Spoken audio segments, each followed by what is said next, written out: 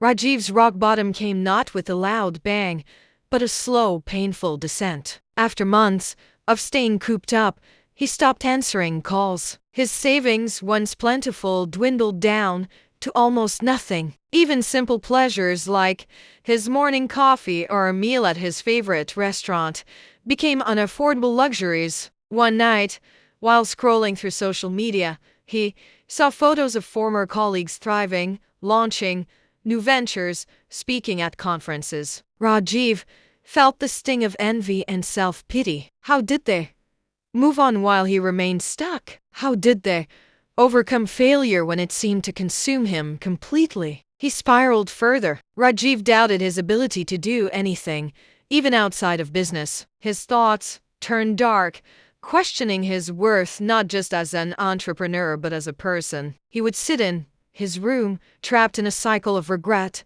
anger, and self-blame. But one morning, something shifted. His phone rang.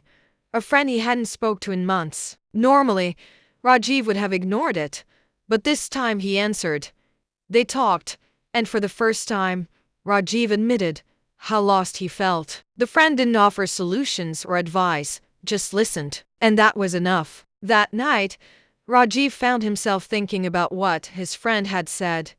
"You're more than your failures," it echoed in his mind. He realized that while he had failed in his business, he hadn't failed as a person.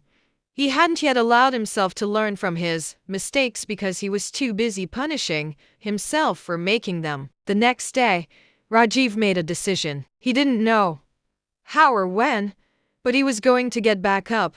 He wasn't ready to launch a new company or chase after big dreams just yet, but he was ready to take the first step.